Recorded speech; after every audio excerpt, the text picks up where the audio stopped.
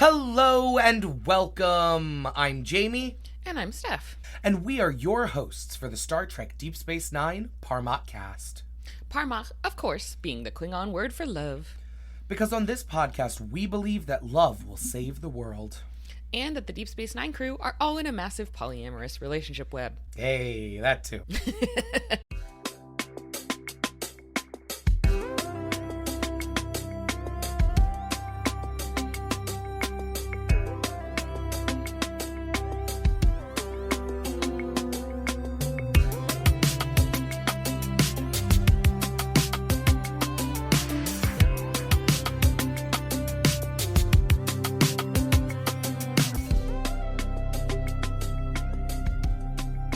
Welcome back, Parmachis, for episode 19 of this, the second season of your favorite hub for Star Trek shenanigans, the Deep Space Nine Parmach cast. Pew, pew, pew, pew. What's up, gang? How's it going? Lovely to have you all here with us for a very special episode today. We will be talking about Deep Space Nine Season 2, Episode 19, Blood Oath. Blood Oath. Steph, what do you think about this episode? Did you happen to have any special feelings come up?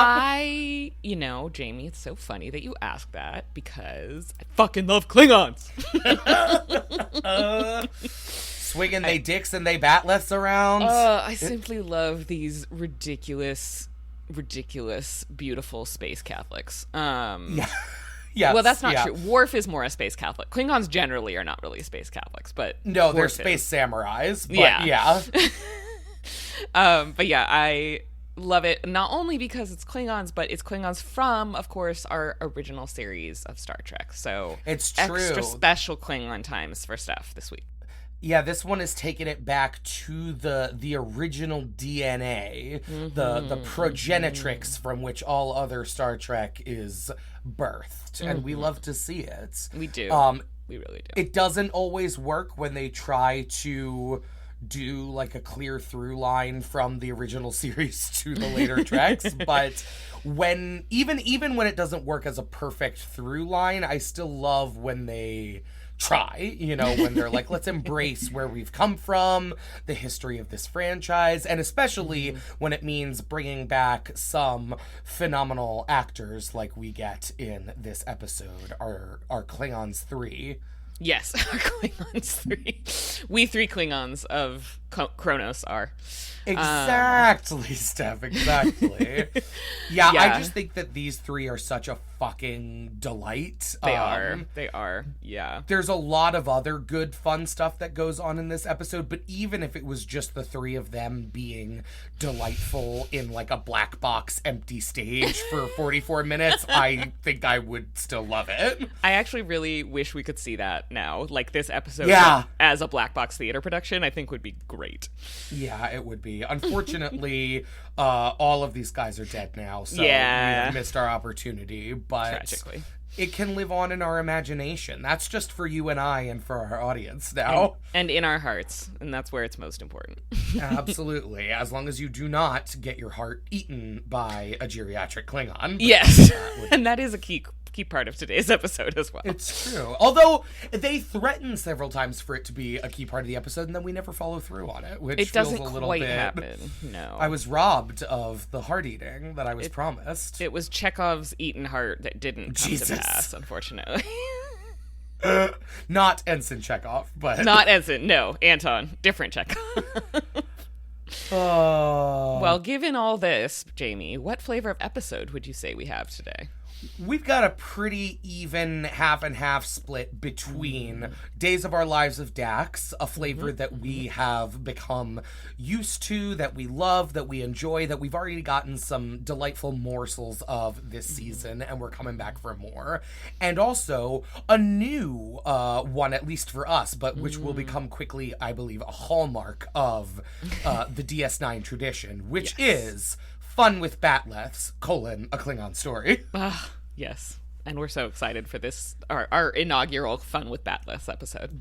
God fucking bless. It's so strange to think that it took us until almost the end of season 2, because I think about the Klingons as so integral to Deep Space Nine in a lot of ways, but I think that really starts here, you know? Yeah, absolutely. And I think truly I would not be surprised if, like, after doing this episode, the writers were like, oh, we love writing for these guys. We like, fucking love the Klingons. Oh, yeah. Let's find a reason to put them in everything we do. I love Shakespeare in space.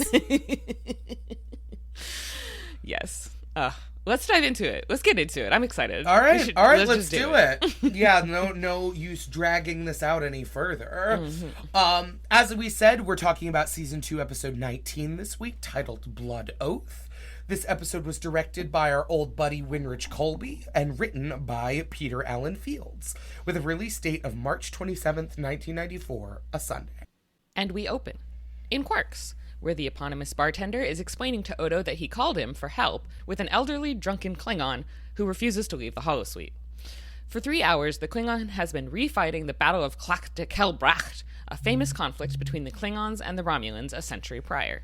Yeah, and I just gotta say, Klak de Kelbracht is an excellent vocal stem. All week, as I've been working on the notes, have just been muttering it to myself under my breath. It's a very good one. Klak de Kelbracht. Klak de Kelbracht. It's just Klingon as fuck right out the gate. I also love there's, like, Odo's like, he threatened to kill me, and Quark is like, he threatened to kill me, and Odo's like, oh. Like, mockingly back, which is my favorite thing. Womp, womp. And it's so funny because Odo's asking, like, where he got a Klingon, holosuite program, and Quark is explaining that he got it from a Klingon captain who was passing through, and he was like, I know, it's brutal, it's violent, it's bloody, but to the Klingons, it's entertainment. Yeah. Which feels like such a little 90s, like, are we talking about violent video games here kind of thing. I just always am thinking about, like, what were the cultural conversations that were happening while this was going on? Because it's so removed from our current context. But also, in some ways, it's the exact same thing as we're always talking about, because this has happened before, and it will happen again. Not to get to Battlestar Galactica on all of you, but time is a flat circle. It truly, and it's a big, woogey, blue flat circle that appears every once in a while outside the window of our space station. Well, as Odo stands by, Quark cuts the power to the holosuite, and they have. When Odo instructs Quark to cut the power, he's like, he'll kill you. And Odo goes, no, he said he'll kill you. And they're just cackling already. Well, the Klingon core storms out with a bottle in hand, and he begins to go after Quark, but Odo intervenes, telling him that a victory celebration awaits him if he'll just follow Odo. I just love how Odo handles this. He's so good at his fucking job. He's so smart.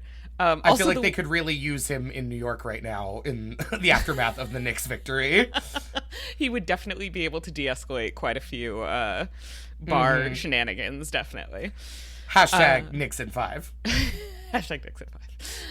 I also just love the way Kor, like, yowls and growls as he tears the doors open. He's like, ah! I fucking love Klingons so much. They're so ridiculous. Most of the time that Kor opens his mouth, he sounds like a bass version of a cat in heat in a way that is, like, excellent. The sounds are just so bizarre and yet so pleasing to the ear. Ugh, so good. Well, said victory celebration turns out to be, of course, a holding cell in the security office.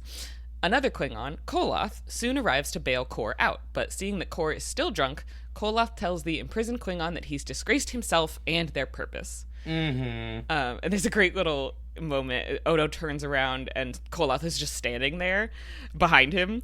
And he's like, how did you get in here? And Koloth says, I am Koloth. And Odo says, that doesn't answer my question. And Koloth says, yes, it does. And I just love that exchange so much. Funny.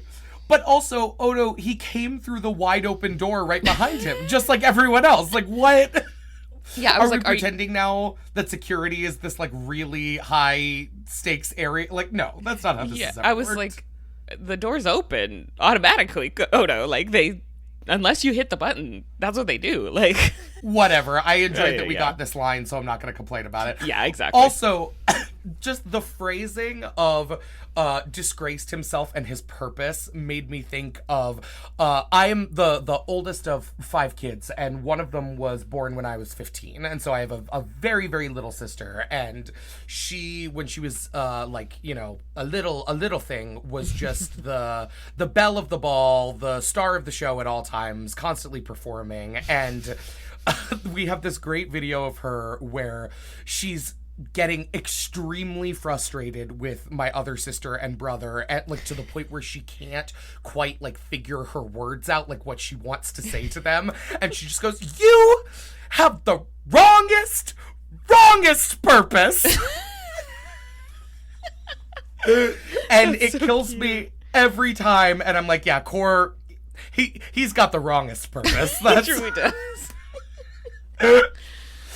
Oh, well, announcing that he won't go into battle with one whose honor has been washed away in Brashanti ale, Koloth storms out, telling Odo that he can keep Kor, which I'm sure Odo is thrilled about. Kor, for his part, is unconcerned, falling back into a drunken sleep as Odo rolls his eyes. And just fucking... I love fun with Klingons! We're gonna have so much fun, gang. Beautiful. And then we get our theme song. Na na na na. In Ops. In Ops, Odo brings Kira a report and apologizes for it being late, blaming his Klingon afternoon. I love a Klingon episode, but every time one comes up, I just feel bad for Odo. Like, they all feel like a very direct attack on his person. And he tells Kira about Kor and Koloth, and that since waking up, Kor has been singing battle songs and announcing himself as Kor, Dahar, master of the Klingons. Dax overhears him and wonders aloud what Kor is doing there. Yeah, and this is such a great shot. I think how the camera just slightly begins to pan past Kira and Odo, and we see Dax, you know, working away at her station when suddenly her interest is piqued as she hears them, and she sort of looks up and we can see her face change. It's just a great little moment. Yeah, it's a nice shot. Well, she asks if Kor's friend's name was Kang, and Odo tells her actually it was Koloth. With a gasp of recognition, Dax asks Odo to follow her to security. In security, Dax asks Odo to release Kor, saying she'll take responsibility for him. She asks Kor if he remembers Curzon Dax, who Kor calls his dear friend. Jadzia greets him as she who was Curzon Dax, much to Kor's delight. Dax tells Kor that her name is Jadzia now, and he is delighted to hear this too, calling her Jadzia, my beloved old friend. If old Klingon men can love and respect trans women, what is your excuse in 2026? What's your excuse? Speak on it. What's your excuse? This has become such a great like meme in all of the Star Trek internet communities, and I love it so much, especially because there's no way, I mean, at least I think there's no way that they were actually sort of thinking about this from like a place of transgender, and yet it is so like the way that Kor is just not at all, doesn't skip a beat, and it's just like, well, Jadzia, my old friend. It's just so good. It's really, really good. I do love the memery it has become for trans Trek fans. Also, it's so funny, Kor, when he realizes who Jadzia is, goes, "Kiss me!" And Jadzia's like, "How about just a great big hug?"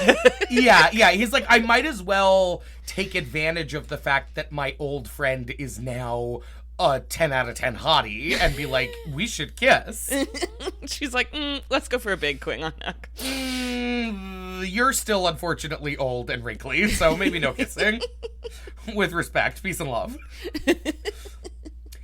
Well, the two of them go off to find Koloth, as Odo once again sighs and rolls his eyes at the Klingon shenanigans. And Odo's fucking face here absolutely killed me. I think that this is sadly the last time that we will see him in this episode. It is. But I would love, even if he's not like written into any of the scenes, I think we should have just continued to place him in the background of everything that was happening, just rolling his eyes and being a delight.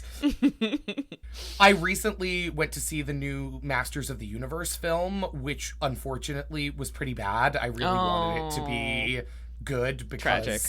it like just looked like so much fun. It but looks like fun from the unfortunately, trailers, yeah. it was definitely written by ChatGPT, but I will say that in the background of like 60% of the shots, if you're paying close enough attention, Alison Brie is just doing something hysterical. And so if you watch it from that lens, it's maybe even worth it. And I think Odo should be in that role in this episode. Amazing. Well, Kor and Jadzia find Koloth eating at the replimat, cutting a piece of cake with his knife. Man, I love me some sickly green-tinged cake on a bed of worms. That's It's a Klingon classic. what I'm always craving for dessert. Kor teases Koloth for always practicing his combat skills, even with his food.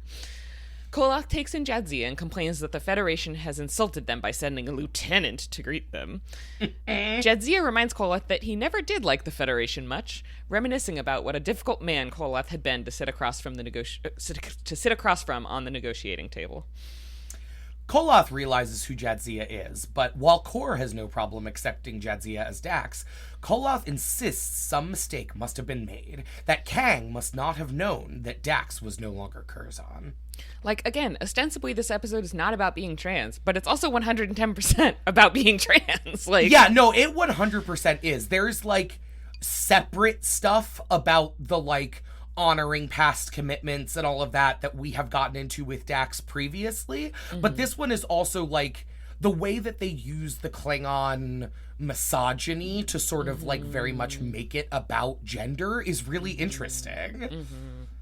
Mm-hmm. And Koloth has this line, he goes, this must be a mistake. And Kor off to the side just goes, but what a beautiful mistake. He's just like, the view is so much better than when I used to hang out with Curzon. My God. I fucking love Kor so much in this episode. He's so great. Realizing that Kang must also be on Deep Space Nine, Dax starts to ask if this means what she thinks it means.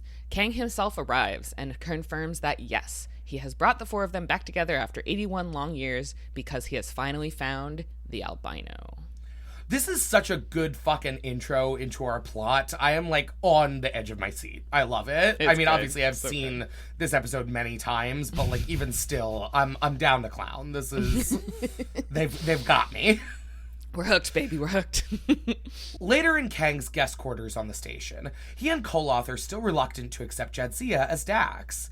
She tells him that while she has a new face, she is still Dax, godfather to Kang's son, who swore a blood oath for vengeance with the three of them 80 years ago. And I really just enjoy how much she lets this whole thing annoy her. Like, she's really starting to run out of patience with these old men already in a way that I find very satisfying.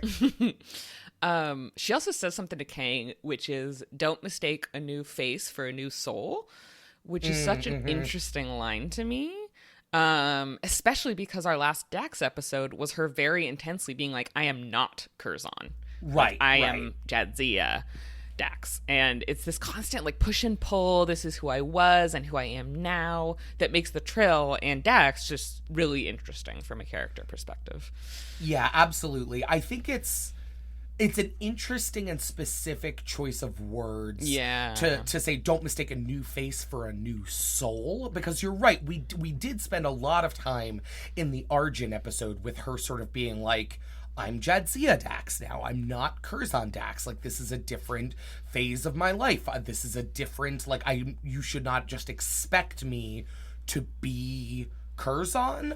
But there's something to be said when I think about the word choice of don't mistake a new face for a new soul. Mm-hmm. What I go to a place of is reincarnation, where it's like, yes, it's the same soul, but a new person. If that a new context makes sense, right? Mm-hmm. And so, you know, the idea that, yeah, she's not Curzon anymore, but that doesn't mean that the soul of the person she was is gone. And I think about that, too, in terms of, like, just moving through life. I mean, there are lots of times, I think I said this to you the other day, I will, like, when I'm talking about a time in my life that is, like, a bygone era, I will be like, that was Curzon. I'm Jadzia. Yes.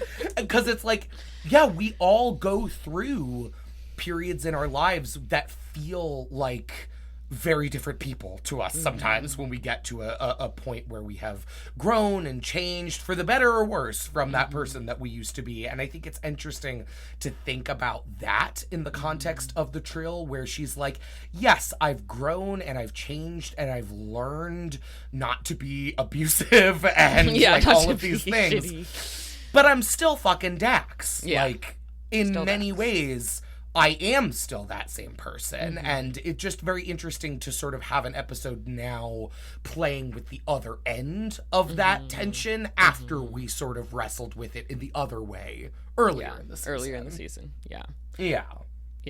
I also just appreciate how Core is like, you two are being really dumb, like brother, sister, whatever, it's Dax.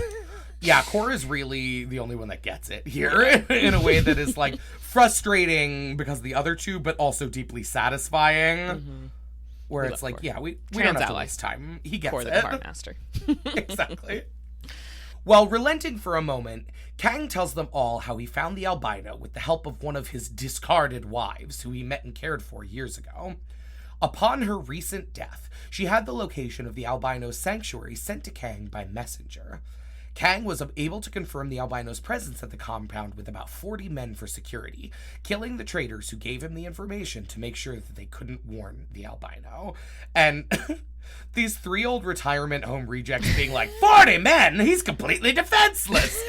It's so funny to me. Like, they all look like they could not, like, lift a leg above their waist, and yet they're like, I'm gonna do all kinds of backflips and stab everybody. Fucking Klingons. All right, whatever. Kang swears that this time they will kill the albino, and the other Klingons are with him. Jadzia, however, looks troubled. Which, to be fair, Kang's immediately preceding line is, I will cut his heart out and eat it while he watches me with his dying breath. Which, you know, not troubling. Not troubling. Later, Dax and Kang walk together on the upper level of the promenade, where Kang asks about the end of Curzon's life. Jadzia tells him about Curzon passing peacefully in the hospital, and also shares that despite the recognition he received as a diplomat, no honor touched him as deeply as Kang asking him to be godfather to his son.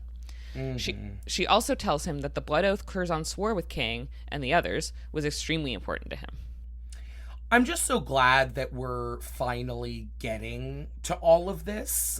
It has felt, as someone who has seen this series so many times and has fallen so in love with these characters over so many watch-throughs, it has felt like such a missing piece to the version of Jadzia that we've gotten so far, and it feels so good to fit that piece into the character where it belongs. Like, Jadzia is simply the ultimate Klingon weeb. Like, that's who she is.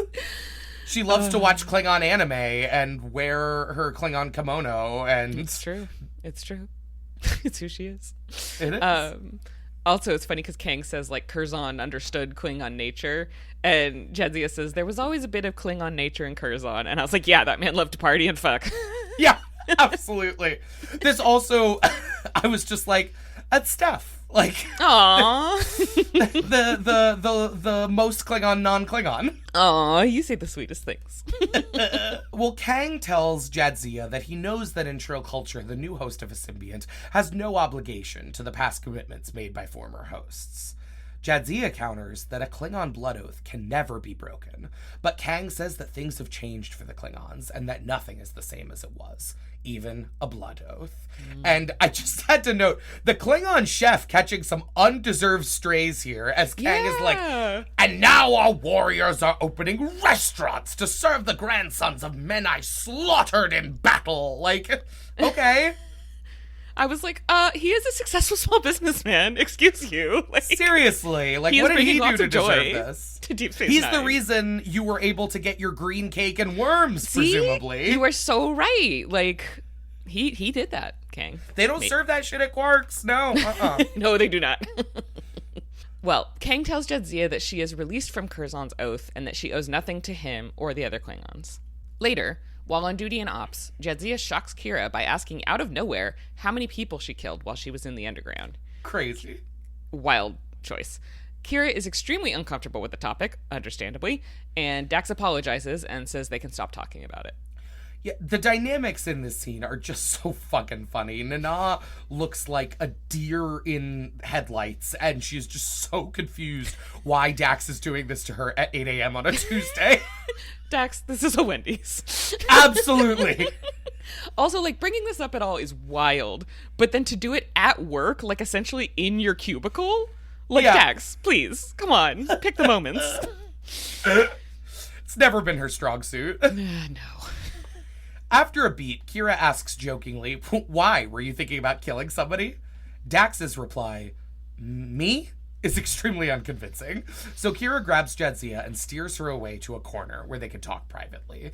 Kira demands to know what's going on, and she goes, tell me. And Dax goes, I don't know what you're talking about. And Kira just goes, tell me. I'm like, yes, sir. Right away, sir.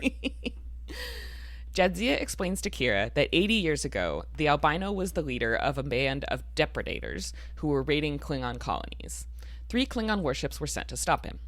While their mission was successful and they captured most of the criminals, the albino escaped and swore to have revenge on the firstborn of the 3 Klingon captains, Kang, Kor, and Koloth. 4 years later, he achieved his revenge by infecting their 3 children with a virus that killed them, including Kang's son, Curzon's godson. Obviously, a horrifying story, but also just very, very narratively compelling, in my opinion. This backstory simultaneously shows us all of their motivations for wanting to kill the albino, but also the history of this trauma bond that has united these 4 men for close to a century. It just adds such an interesting color to their relationships and to all of the subsequent character drama in this episode. It's really, really good. Yeah. I also just think that it was so smart how they waited until nearly halfway through the episode to give us the actual details of this backstory. Just like a really smart way to build up the tension and the intrigue. The whole time you're just like, what is the deal with this fucking albino? Yeah, who is this goddamn albino? Yeah. Well, Kira tries to dissuade Jadzia from fulfilling the oath, reminding her that it was Curzon's godson who died, not Jadzia's, which... This is just kind of crazy to me because this is 100% also something that Kira would do. And that's why they're girlfriends. So I don't know what she thinks she's doing here. Jadzia won't be swayed, saying she remembers the funeral of her godson, who was named Dax after her. Jadzia tells Kira that the Klingons have released her from any obligation to them, not expecting her help with the albino, but Jadzia still feels the weight of what she owes to them in her heart. One of the most interesting emotional beats to me in this episode is the annoyance that Dax feels at her friends being so nonchalant about releasing her from this important obligation. I think on some level, it's fucking a bit with her sense of self to feel so strongly connected to these men and so committed to this vow that they took together and to have them just see things so differently. Yeah. And I like that we also see this consistency with Dax's character. In the season 1, we saw the episode Dax with the General's widow. And then in Redacted, in the future, we see this as well. Like, Jadzia knows Trill lifetimes are supposed to be new lifetimes, the way that Kira reminds her. Yeah. But Dax is such a part of her, and Dax is so emotionally and mentally attached to their past lives that it's constantly hard to keep that division. Yeah, absolutely. Kira replies by answering Dax's unspoken question about what it's like to kill someone and tells her, when you take someone's life, you lose a part of your own as well. And I think that there's something interesting here about Kira being so fervent in her attempt to dissuade Dax from doing something that she absolutely would herself do. To some extent, I think that Kira sees herself as a bit of a lost cause in the, goodness and morality department after everything that she had to do during the occupation. Yes, she's made strides towards accepting that what she had to do wasn't totally her fault. I mean, we saw that in the season 1 episode with Kai Opaka, right? That was a big focus of that. But I think that she still kind of thinks of herself as damaged goods in that way. And on the other hand, she loves her girlfriend Jadzia so much, and she thinks so highly of her that she is desperate for Dax to not end up feeling the same way about herself that Kira does. Yeah. I think also she does know that this, taking someone else's life tears yours apart. And she doesn't want that pain for Jadzia either. It's, right. not just the self-hatred, but just the genuine pain of it. Absolutely. Well, in Quarks, Kor is once again having a great time with a couple of Dabo girls and another drink. Shocker. Dax approaches him and tells Kor she wants to go with them after the albino, which he's thrilled to hear, but Kang and Koloth still don't agree. And as Jadzia asks the Dabo girls to, give them a minute, Kor is like, well, you certainly don't share Curzon's priorities. And Jadzia has this little smirk well, not right this minute, but... So good. When Jadzia asks Kor to speak to them for her, he hesitates, saying he's an old man who is no longer what he once was. Dax reassures him that her memories of him are still that of a great warrior, and goes to find Koloth. Yeah.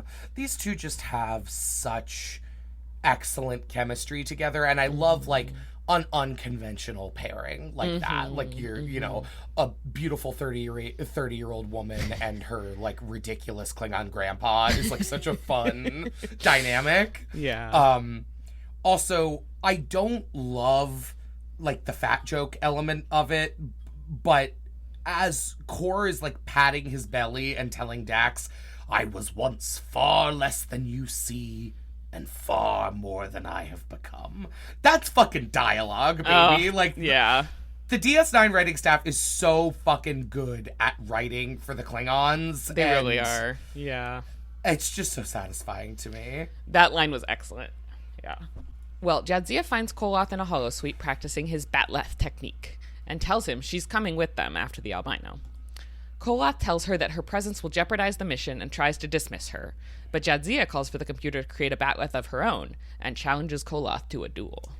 There's this great little line in here where Koloth tries to say that Curzon Dax was a politician and only took the blood oath with them in order to bond himself to the Klingons for, political purposes. And there is this real fire that comes out in Jadzia's eyes as she just spits back at him. That's a lie. And it's great to see how personally she takes that accusation and the very, very Klingon vibes to the way that she responds to it. Yeah. It's really good. And then Koloth, when the Batleth appears, he's like, oh, now what are you going to do with it? And Jadzia's like, I'm going to fight you. Hell yeah, I just brother. fucking love that. I'm like, yeah, fucking fight him. And I love Jadzia, Dax's understanding of the Klingons, because he's like, oh, what if my hand slips? I'm like, I kill you. And she's like, oh, your hand would never slip unless you become old and feeble. And he's like, bitch. Yeah. She really knows how to get under their skin in a way that's very satisfying. She does. It's so good. As Koloth and Jadzia fight, Kor and Kang join them in the holosuite to watch. And, God, I love a Batleth fight. Yes. All the silly, waving it around as we spin around each other in circles. 10 out of 10. And so also, the Batleth itself, just such a cool fucking prop. What so an good. Excellent alien sword design. There was so a good. recent Batman miniseries where he's stuck on an alien planet fighting, and the artist just straight up gave him a Batleth and was like, it's the coolest sword design ever. I'm just stealing it. And I really respect that. Yeah, more props to them, because it fucks. Absolutely. Also, the spinning around each other and waving it in circles really reminds me of the lightsaber duels, especially from the prequels. Yes, we're just gonna get real fucking fancy with it and do a bunch of spins and shit. It feels like we should be hearing Owen Wilson going, wow, wow, Yeah. wow, wow. The Owen Wilson lightsaber sound effect. I'm texting you a picture of Batman's Batleth. I'm really excited to receive this. After a few rounds, Koloth finally has Jadzia at his mercy, but is impressed by her skills and tells her that her presence against the albino will do honor to their cause. Hell yeah. Kang, however, still refuses to allow Jadzia to be part of their quest. Boo, Kang. I know. As the four of them leave the holosuite, Jadzia pushes Kang further, telling him he has no right to deny her vengeance. She reminds him of when he and Curzon first met, how Curzon made Kang angry in order to start to develop a bond between them that might enable further negotiations between the Klingons and the Federations. Interesting to just note, just because this is something that we have been tracking in the previous Dax episodes, she is using I and me here to refer to Curzon rather than he, which I think, very much tracks with the previous examples of this, where, like, she is in the emotions of the moment, and she is speaking very much from the perspective of Curzon's memories rather than sort of looking back at it with any kind of removed objectivity. Yeah, 100%. Dax tells Kang that he can't let her live with the dishonor of not avenging her godson, but Kang replies that he can't bear the dishonor of allowing her to die in Curzon's place. Well, your dishonor. Well, my dishonor. Well, your dishonor. Well, my dishonor. Like, boys, there's plenty of dishonor for everybody. Jadzia says that she has no intention of dying, and that he has already dishonored himself by placing his honor above hers and leaving a comrade behind when going into battle.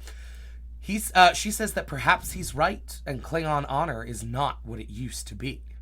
Kang asks if she's trying to make him angry again, because if so, it's worked, and he tells her she can come with them, spitting at her, come and be damned. She's just really, really got his fucking number. It's so funny. He's like, do you think the same trick will work twice? 'Cause it fucking did. Fuck off and come then.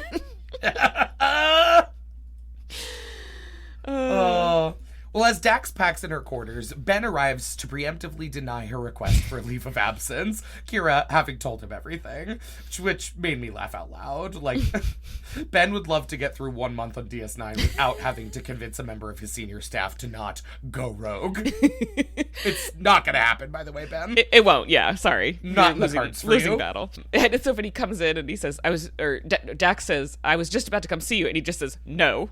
And she's like, no, what? He's like, no leave of absence. She's like, come on. Oh.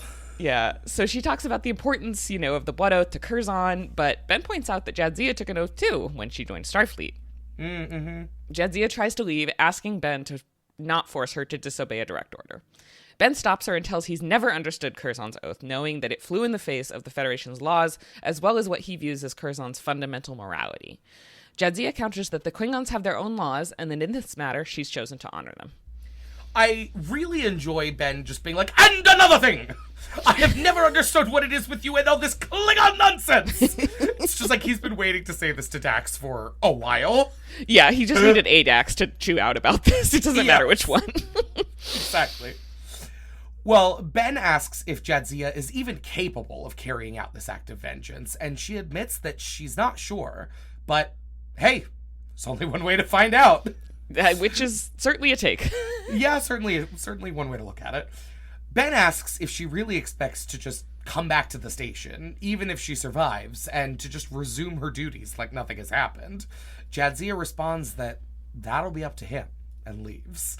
And this is a really great little serious moment, but something about the, like, you expect to just waltz back into ops, blood on your hands, and start beeping your beep boops again like you didn't just kill a guy, really just cracked me up. You can just beep your boops with no consequences. She's like, well, that's a side plot, and I would be coming back to the main plot, so I don't see the relevance.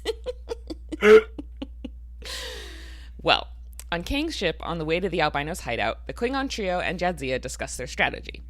Jadzia is suspicious of how inadequate the Albino's defenses seem to be, and suggests they go for a stealth attack. Kang rejects her idea, declaring that he wants the Albino to see them coming, with a direct frontal assault that will scatter the guards with shock and awe. Terrible fucking strategy. Koloth and Kor endorse the glorious plan, declaring it is a good day to die, and go to sharpen their bat'leths. Oh, these old men are way too fucking ready to die, girl. Get out of there. Girl, you in danger. As soon as they leave, Jadzia points out to Kang that a frontal assault would be suicidal and asks him what the fuck is really going on. She realizes, oh, this is why Kang didn't want her to come, because he knew they were going to their deaths. Kang admits that when he visited the system to confirm that the albino was still there, the albino contacted him. He offered Kang one last honorable battle against 40 of his best warriors, and Kang accepted. Dummy. I just remember, like, viscerally watching this for the first time and being like, this old-ass motherfucker! You for sure got played! Idiot! Well, Kang felt it was the last chance to reach the albino, and if they couldn't reach him, they would die honorable deaths in battle trying to reach him. Yeah. And I'm like, kind of fucked up that you didn't tell Kor and Koloth this. Like, they probably would have been on board with the plan because they're Klingons, and Klingons are dumb butts. But he should have been upfront with them about this. I mean, obviously, I agree with you, but it feels very culturally in keeping with what we know of the Klingons that would not be, like, an expectation. Yeah, I guess not. I was more annoyed about the principle of it. Yeah. Like, you, come on, I thought you were supposed to be this great fucking dahar master, and your blood enemy of 80 years is like, okay, if you come and fight me at this time, I won't bring any weapons, and we'll have a fair, honorable fight. And you were like, okay, that sounds good. Like, fucking loser. Well, Jadzia declares that she thinks Klingons embrace death too easily, and she urges him to consider another fucking strategy. I really, really love her lines about death in Klingons here, and I just have to read them verbatim. She sits down, she's like, you know what, Kang? I think you Klingons embrace death too easily. You treat death like a lover. I think living is a lot more attractive. I think an honorable victory is better than an honorable defeat. And I'm like, yes, like, stop being a bunch of dramatic ass fucks and think. Yes. Said with love. With all the love in my heart. And also. Yes. And what I really like about that, I mean, there's a lot that I really like about that, but especially the fact that it doesn't actually run counter, in my opinion, in my view, to our understanding of Klingon values in any way. It's very much an argument speaking from and to the Klingon perspective. She's just saying an honorable victory is better than an honorable defeat. Like, I know that you guys are so, as opposed to a lot of other cultures, you know, willing to find honor in defeat as long as honor was present in the fight, right? Like, you don't take a loss in and of itself as a dishonor, and that is very, you know, that is, like, I think a mature thing about the Klingon culture. But just because you can find the honor in defeat does not mean you should be so fucking quick to accept defeat. An honorable victory is still better than any kind of defeat, and I just think that really works. Yeah, it's more about the generation gap than the culture gap, right? Yeah. Well, Kang insists that he knows the albino's defenses and that the compound is too secure and victory is impossible. So Dax proposes disabling the guards' phasers to even the odds by modulating their ship's disruptor banks to flood the compound with tetrion particles. Sure, whatever. Science. Sure, science. While the field would mean that Klingons couldn't use their hand disruptors either, they would have a significant advantage over the guards in hand-to-hand combat.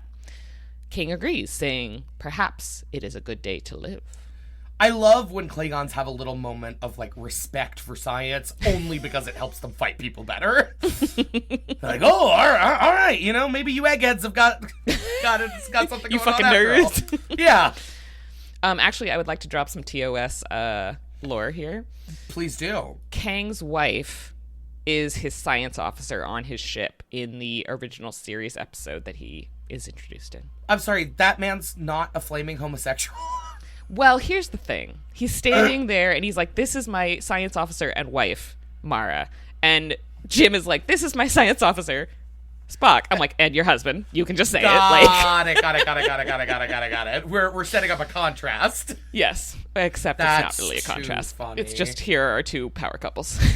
Right. Well, it's one of them is open and honest about the fact that they're married, and the other two King. Still have not made a disclosure to Starfleet HR.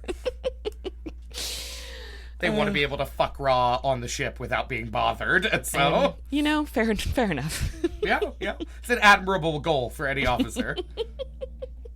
Well, after beaming down to the planet, Dax scans the compound with her tricorder and finds a gravitic mine buried at the main entrance. Clearly, the albino never intended to keep his agreement with Kang.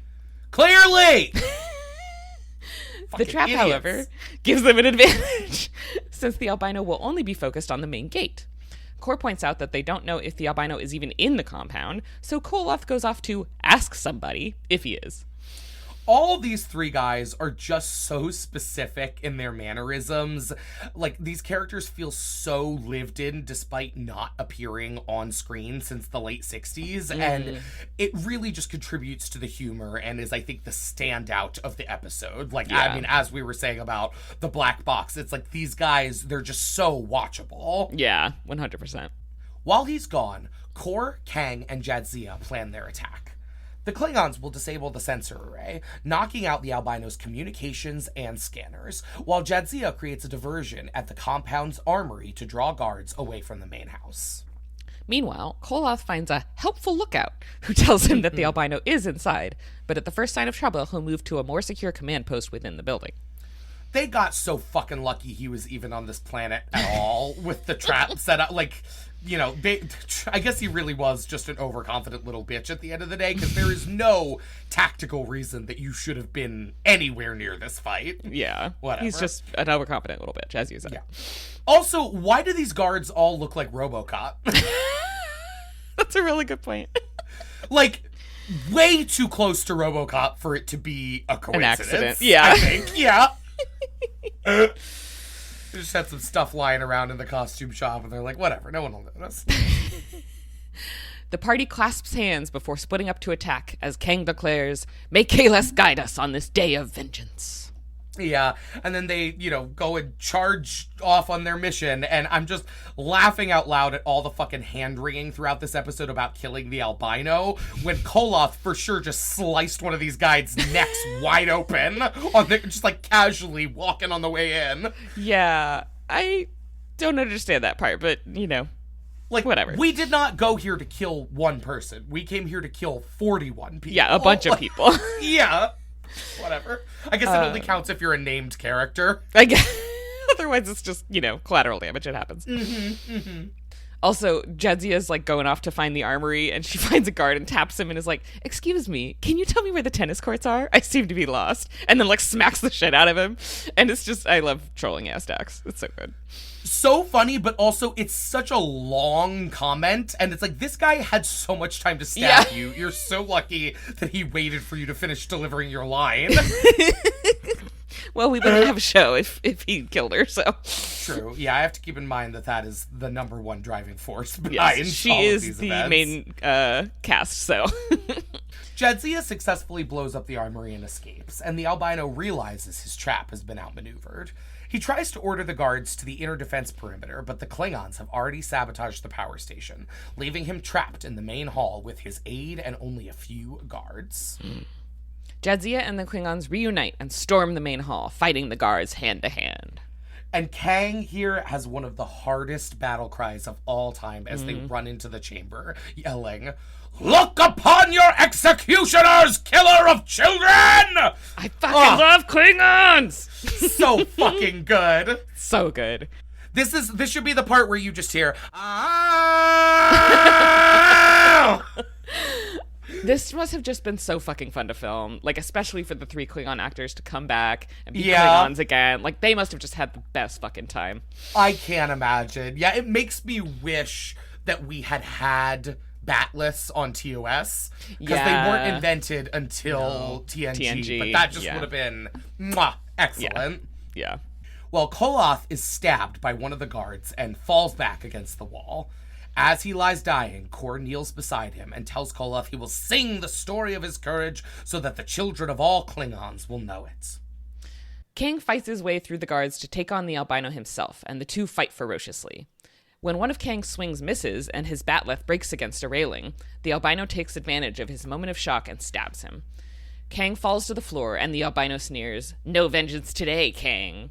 However, he turns too slowly to counter Jadzia, who has come up the stairs and knocks the weapon out of his hand with the point of her batleth. I love how sort of casually she does it. Like, she looks so cool in that moment. She's cool as hell, yeah. The albino asks her who she is, and Jadzia tells him that he knew her as Curzon Dax. Recognizing the name and knowing the nature of the trill, the albino taunts her, saying that she doesn't have it in her to kill him. As Jadzia hesitates, Kang pulls himself up to stab the albino in the back, killing him. His body tumbles down the stairs. Kang thanks Jadzia for letting him have the death blow, saying she has honored him one last time. I want to ask, point for discussion. Do we think Kang thinks she really did save it for him, or is he helping her save face after her hesitation to kill the albino? Yeah, that's a really good question. I think, to me, it feels fairly clear that regardless of how he perceives it, that is not what happened. That Jadzia was hesitating to kill him. And so, yeah, that's interesting. Whether he just did not correctly perceive the situation and thought that was happening, or if he was trying to throw her a bone.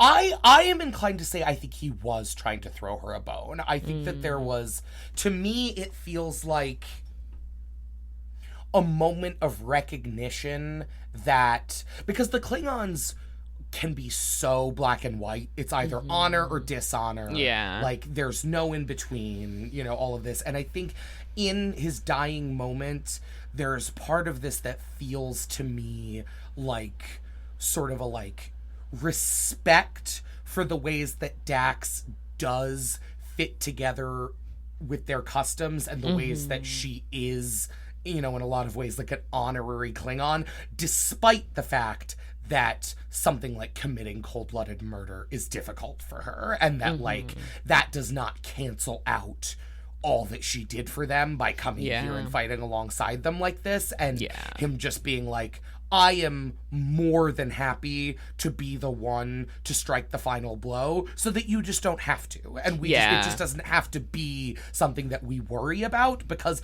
I want to do it. That is important to me, and it's something that is causing you a lot of distress. And so let's just not do that. What did you think? I agree. I think he also says it because he doesn't want her to feel dishonor. He says, you have honored me one last time. And he's saying, and so don't feel that you have not fought honorably, that you have not been an honorable part of this. Yeah. Even though you could not ultimately strike that killing blow. Yeah, that's interesting because, I think we've talked a lot over the course of our season so far about mental health stuff. We've both been pretty open about our journeys with therapy, and I have mentioned yes, mental illy.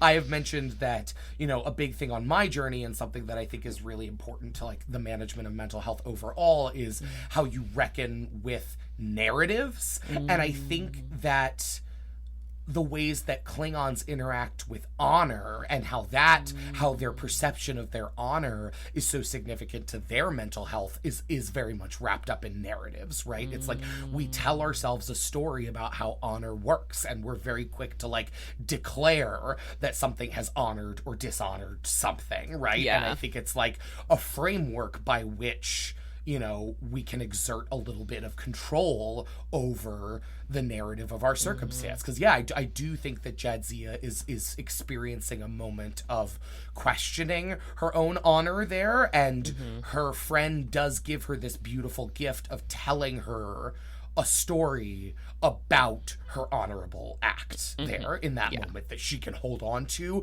in the moments when she might be feeling low about herself because of that moment. Yeah, 100%. And I think it's a really beautiful moment between the two of them. I agree. And he says, you have honored me one last time, godfather to my son. So it's the recognition of who she is and what they had. Yeah. Yes. Yeah. And even that, I think, for so much of this, they have sort of made, at least on the surface, this discomfort about Jadzia's gender and about maybe also her age and stuff like that. And here, this might be reading too much into it, but I could almost see, Kang as he lies dying, maybe finally seeing the truth of I don't know that Curzon would have been down to murder someone in cold blood either. Right? They have sort of this romanticized view of Curzon as the perfect non-Klingon.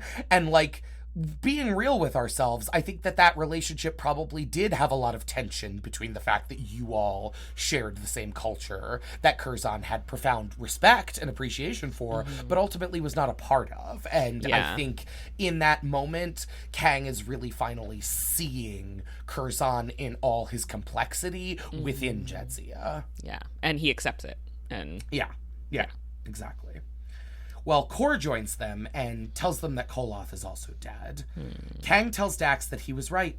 It is a good day to die, and does so. Jadzia answers sadly, it's never a good day to lose a friend. Kor begins to sing in honor of his fallen comrades over the body of the albino. Back on the station, Dax arrives at Ops and takes up her post. Ben and Kira both look at her, but say nothing. Dax turns to her console and begins to work. After what a big game he talked. I LOL, know. LMAO even. Oh my god, it's... But like, what are you gonna do? What are you gonna do? Fire me? Like, this was gonna be what gonna happen. Like, yeah. Well, I'll talk about it in a final analysis, but I don't like this ending. That's fair. All right, roll credits. Let's get into it. Credits. I'm curious to hear. Take it away. Final analysis, Captain Steph. Thank you. I really enjoyed this episode, not just because I fucking love Klingons, though, of course, that is a big part of it. I think it's a great Dax episode. It gives us more illustration of who Dax is and, you know, this internal debate Jadzia has that's, like I talked about before, it's consistent with Dax's struggle to let go of past lives and their commitments and their relationships, despite the expectations put on the Trill. And then Kor, Koloth, and Kang are so fun to have return, and the backstory of the loss of their, you know, sons and the blood oath is just so good. It's so Klingon-y and such a good, meaty, like, drama. Apologies to interrupt, but I had a question. You mentioned Kor, Koloth, and Kang's return, and as someone who, you know, began their love of Trek with TOS and is always sort of holding on to that, I'm curious, did you have a particular attachment to any of these three from their appearances in TOS? Did it feel like, like an old friend, like, kind of thing? Sort of. The ones that I remembered the most were Kor and Kang. I had not remembered Koloth as much. And fun fact, they were each in one of the 3 seasons of TOS. So we got somebody from every episode or every season of the original series, which I think is super fun. Yeah, we really ran the gamut there. Yeah. Kor, I think, stood out the most to me because he says some deeply gay shit to Jim. So that just, of course, endeared him to me. Which one is he in again? So it's the one where Spock and Jim go down to, I think it's Organia, something like that. Oh, yeah, with the, like, non-corporeal, No, I don't think it's that one. The Organians where they're like, we're not gonna fight back. At the end, yeah, but they're in their, like, little, like, BBC Merlin outfits, like, little peasant, you know, vibe. I just remembered that because I've mentioned before the recent IDW Star Trek comics, and there is an Organian character in that run. So I was like, oh, yeah, those guys. Yeah. But Kor says something, like, you know, when they're captured to something to Jim along the effect of, I see you have a tongue. You shall be taught how to use it. And I'm like, Wow. Okay. And then he makes the, like, cat and heat sound. He's also the Klingon who Jim tells to go climb a tree, which endears him to me as well, because I just fucking love that Jim line. It's so funny. Incredible. So good. So Kor definitely stuck in my mind. Kang, I enjoyed a lot in his episode. Like I mentioned, he has his, like, wife, the science officer, and the Klingon ship and the Enterprise are forced to, like, work together against this, you know, space thing.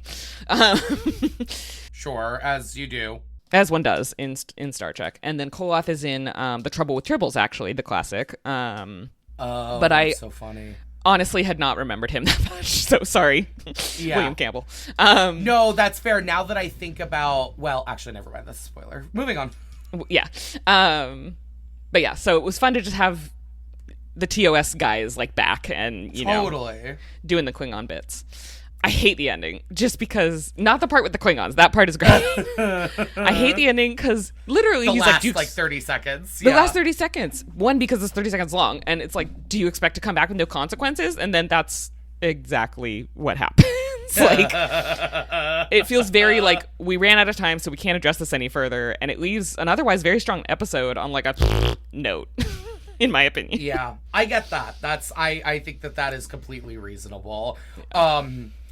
I also really enjoy this episode. I think I struggled to like find what or how exactly I wanted to talk about it, because it's a lot more straightforward than some of the other like really excellent episodes that we've talked about. Like, you know, a standout to me is always going to be Progress from season 1, where like there was so much subtext to just dig into. It felt like, you know, like sticking your hands into like the rich soil and just like pulling up all of this stuff. And here it's much more straightforward character drama, but the character drama is just such a fucking delight. I mean, it's really good. Yeah. You know, Kang and Koloth are so much fun. I will say my big complaint is not so much how we wrap it, but is about the fact that we lose Kang and Koloth. I mean, it adds like, I don't think it's necessarily a wrong choice, because it adds some real stakes and gravitas to this in a way that I think it probably needed. But it's such a bummer to me that we can't bring those characters back moving forward, because like I would just like the three of them to be the Statler and Waldorf of Deep Space Nine moving forward, like up in their opera box, just like commenting on events. Like, they're just a fucking delight in every conceivable way. They play off of each other so well. They're very the Three Musketeers, and then you have Dax is D'Artagnan kind of vibe, you know? Yep. It's so funny that you mentioned that, because that was actually specifically mentioned by the production team. Oh, that's funny. I didn't realize that. Yeah. The behind the scenes stuff. Yeah. Well, so you know, that would be my big thing of like, I wish we could have found some way to work it where this didn't have to be the last Klingons 3 story. But I guess maybe in some ways structurally that is what it was always going to be. And at least we didn't lose all 3 of them. We still have Core, who I think is the standout of the 3. I don't know if you would agree, but I do. He's got almost like a John Delancey kind of whimsy to the way that he plays the character that just like is delightful is the only word I can ascribe to it. It's delightful. He also, John Colicos, who plays Core, also voiced Apocalypse on the X-Men animated series in the 90s. That's amazing. So the, like, when you get Apocalypse, the survival of the fittest, like, blah, blah, blah, that's all John Colicos. And I'm just like, yes, camp to the extreme. Yes. 100%. This is the all correct. Yeah, what he's about. I was going to say, as far as the ending goes, I think that your complaint is 100% fair. I kind of have to say that I enjoy it as, like, it to me, it feels like it speaks to hitting our stride a little bit with the Deep Space Nine dynamics. Like, now we have spent 2 whole seasons almost on the station. These people are very, very familiar with each other and very, very familiar with now their like interpersonal and interwork dynamics. And to me, while dramatically perhaps a little unsatisfying, it just made all the sense in the world that Benjamin would bluster in and talk a really big game about, like, do you think you could just go commit a murder and then waltz back in here and pretend like everything's gonna be fine to try and convince her to not do it, when ultimately it's like, yeah,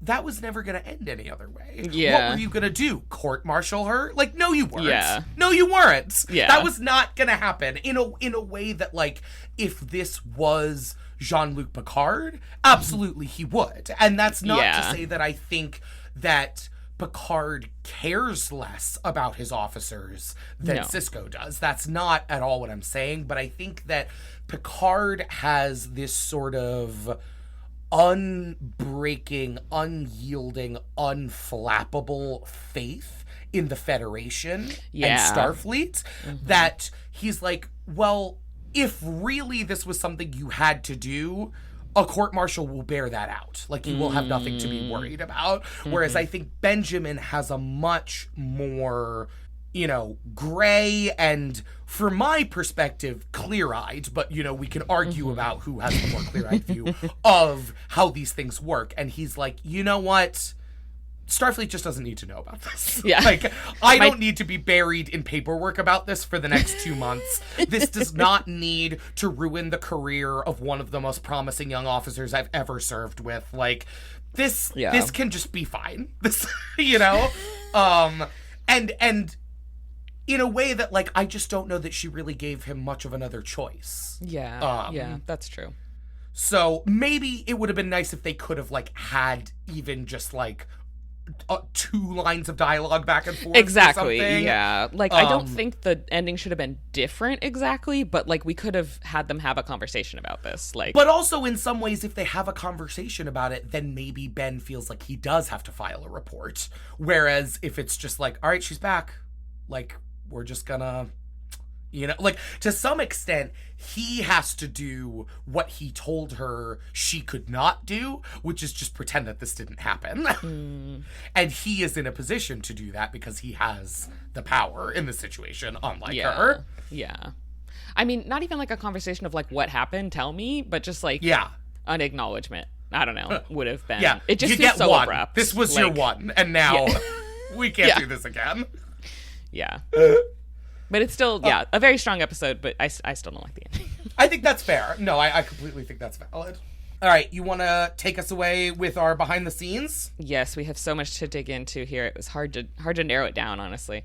But yeah, the original story for the episode was entitled The Beast. Interesting. I wonder if that was supposed to be the name of the albino originally. I guess, yeah. Which I think was a good change because I think it makes it better that he feels like a person.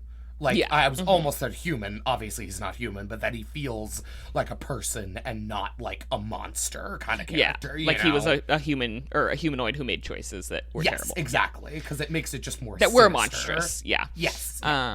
But yeah, it did not feature Kang, Kor, and Koloth. It had 3 new Klingon characters, but Robert Hewitt Wolf, who was a big fan of the original series, suggested the idea of bringing back the 3 most popular Klingons from the original show.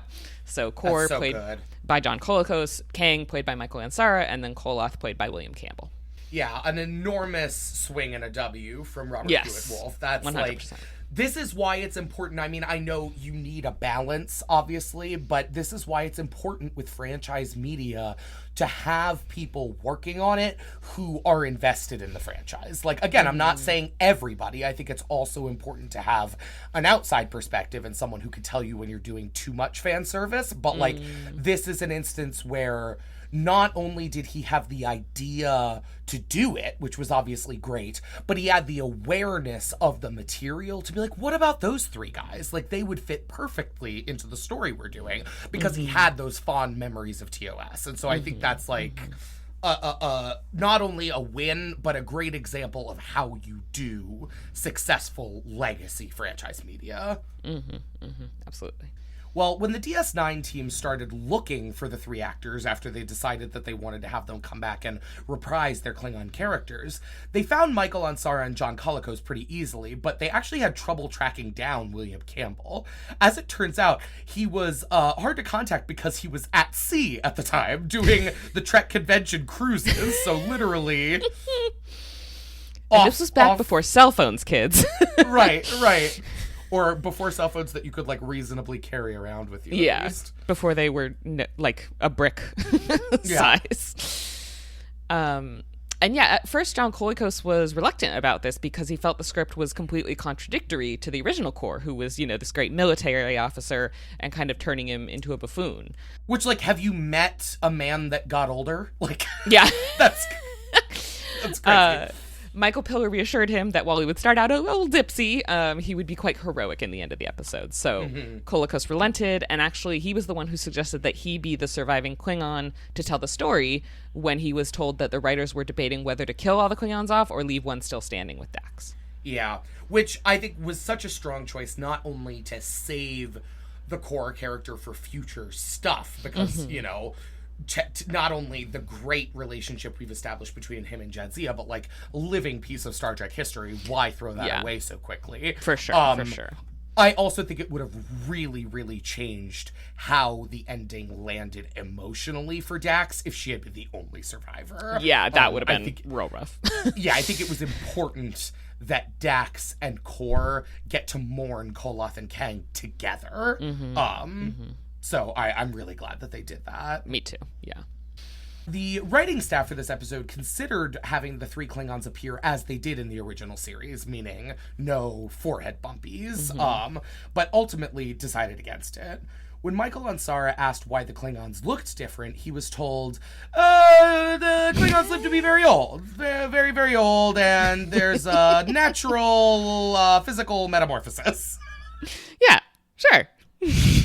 The change in the Klingon appearance would eventually briefly be touched on in a later episode of DS9, and explained in greater depth in the Enterprise episodes Affliction and Divergence, but we shall not get into that more deeply now because that gets into spoiler territory. The spoileries.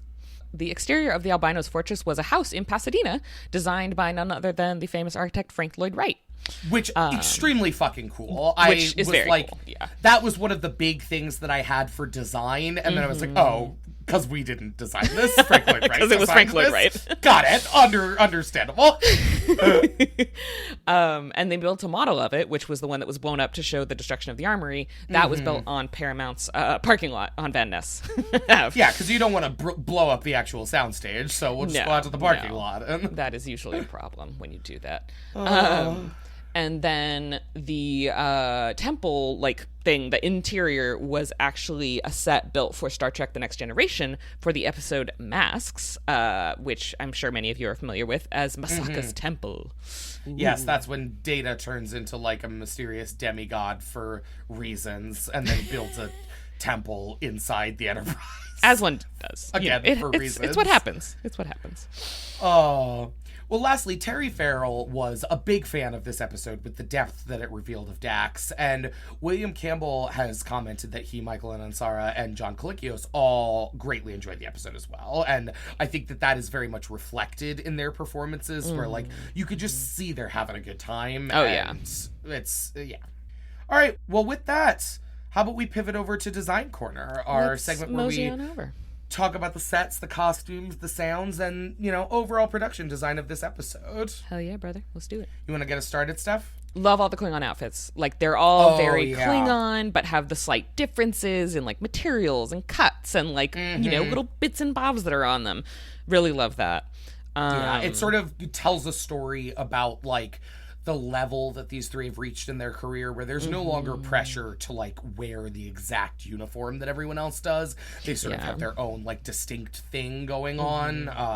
And again, we love a design thing that helps us tell our story, right? Yes, very much so. And I like that, like, Kor's is a little shabbier, you know, he's got this, like, kind of fur thing going on. Koloth's still very, like, you know, he's got this big, like, medallion thing, and yeah, very good. His is the most prim, for sure. Yeah.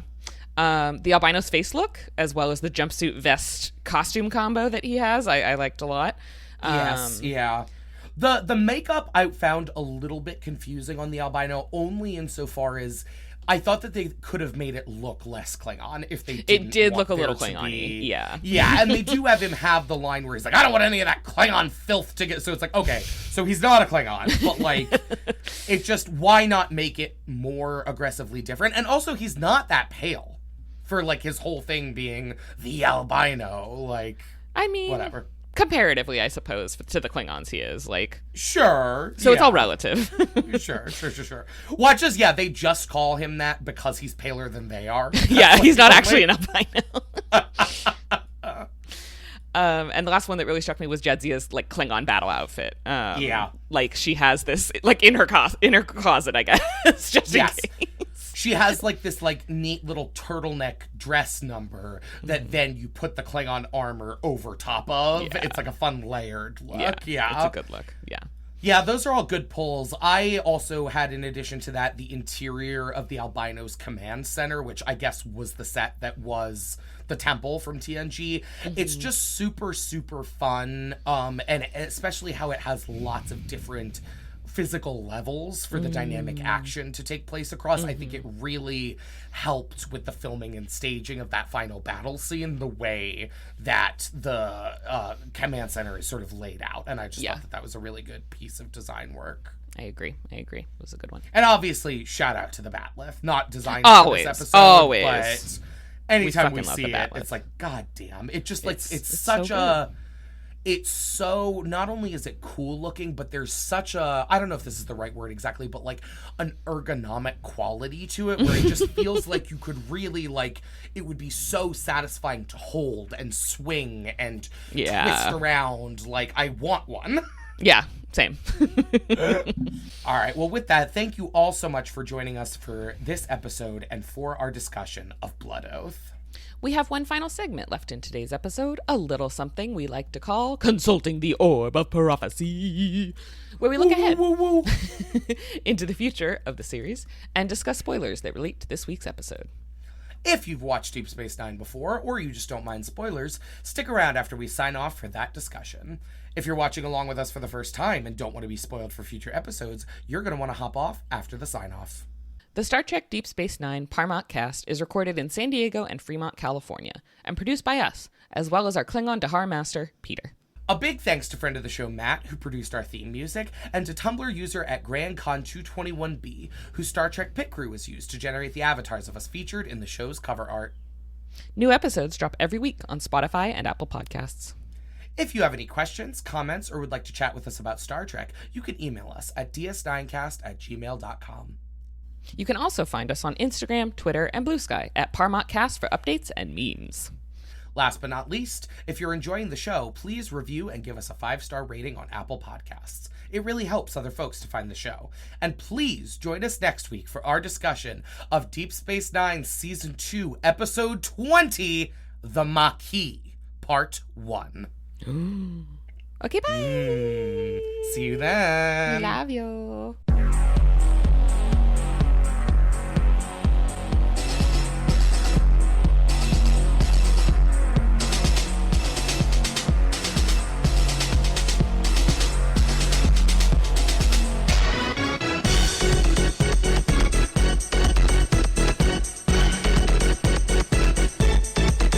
Hello and welcome to the wiggly woo-woo zone that we call Consulting the Orb of Prophecy. That orb. Ponder that orb, boy.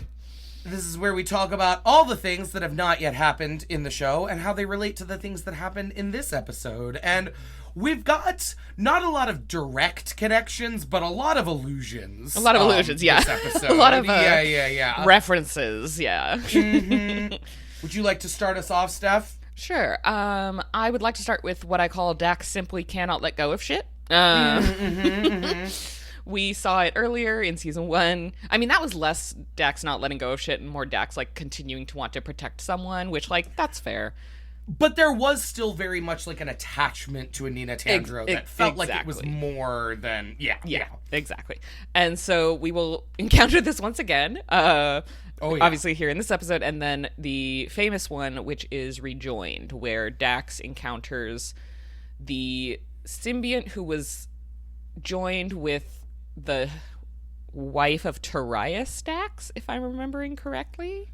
Yes. They're both now in different hosts, but they were married as symbionts in other hosts. Yeah, the Khan symbiote, I believe. Yeah. Lenara Khan is her name. Yes. So... And then Dax is like, what if we once again flew in the face of Trill expectations and societal norms? Yeah, she's always sort of pushing right on the edge of, like, what is acceptable within Trill social boundaries and customs. Yeah. I had that we will get to see Core in the series twice more after this. Once in season 5 and once in season 7. He is an absolute goddamn delight every time. I will say one thing that I don't know if I'd call it a criticism, but I think one of the things that I really like about this episode is the chemistry and the dynamic between Core and Dax. And both future episodes with Core Worf is very, very central to, and Jadzia is still featured, well, at least in the season 5 episode. In season 7, Jadzia is 6 feet under, unfortunately. Rip.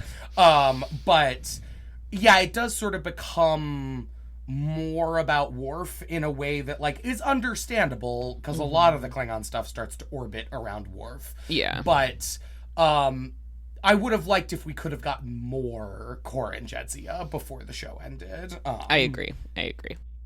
But there's still lots of fun stuff with them in the episode in season 5, where it's sort of Dax, like, torn between her friendship with Kor and her budding relationship with Worf, and they're both acting pretty crazy. Yeah, and they're like, both all right, with Klingon shenanigans. Yeah, she's like, I'm gonna fucking phaser both of you. Drag me to this rock to look for Klingon Excalibur. Jesus.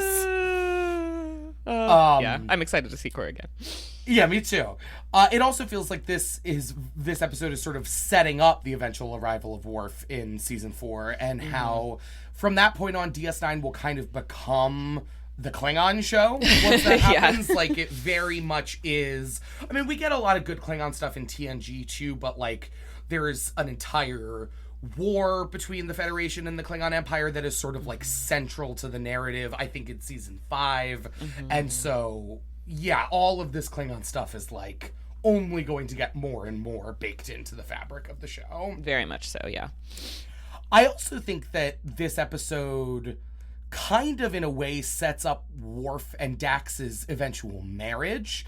I feel like the relationship that Jadzia has to Klingon culture, as introduced in this episode, is central to their eventual coming together as a romantic couple. Because, like, what really sort of, like, Worf is, like, looking for a Klingon trad wife. Like, Dax is not what he thought he was looking for.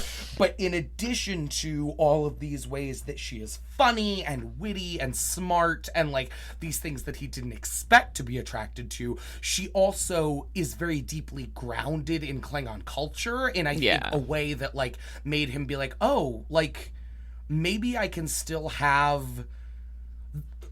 a nuclear family that feels very connected to my culture without actually having to marry a Klingon woman. Trad wife, right? yeah. And yeah. And so I think that this episode is, like, very central to establishing that part of who she is that is then later a very important part of who she is in her marriage. Yeah, for sure. My last bit, of course, was Trials and Tribulations. Which is, you know, in my opinion, one of the best Deep Space Nine episodes. So fucking good. No idea why I would be biased about that. But yeah, so we see William Campbell back in his OG days in that episode, because he was the Klingon captain, Koloth, in that episode. And then we also get Jadzia and Dax, or Jadzia and Worf and everybody being like, so what's the deal with the Klingons looking different? Worf's like, we don't talk about that. It is a long story. Do not discuss it with outsiders. Yeah. That's a great shout. And also, Koloth himself does not appear in that episode. We don't actually get to see him again. But there is a great little sort of reference to it where Dax is like, Koloth! Like, oh my god! Like, I would love to see him at his prime. Like, can we go? And Ben is like, not a good idea, Dax. Like, we're actually trying to get out of this without fucking up the time-space continuum. That's right. I'd forgotten about that, yeah. And she's like, god damn it. Like, I would have just loved to go see him once. Like, I could have been sneaky about it. And he's like, absolutely, you could not have. And you are not a sneaky person. We both need to recognize that. Yeah. Which is a right, great beat in that episode. Yeah, so excited about that, of course. Yeah, me too.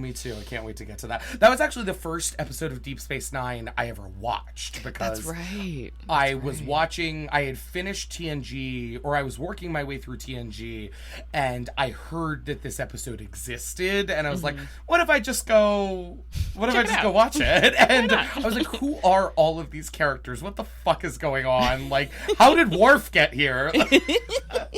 I was very confused, now with Worf. But I still found it delightful, because it's just delightful. It is. All right, Steph, anything else you would like to add to our Orb of Prophecy before we reintegrate with the linear timeline? Not for me. I think I'm ready to jump back into our spot in the loop. Alrighty, let's do it. Well, to all of you out there, thank you so much for joining us, and we will see you, well, you will hear us next time. On the flippity side. On the flippity flight side. Okay, bye. Bye, y'all. Have a good week. Mwah.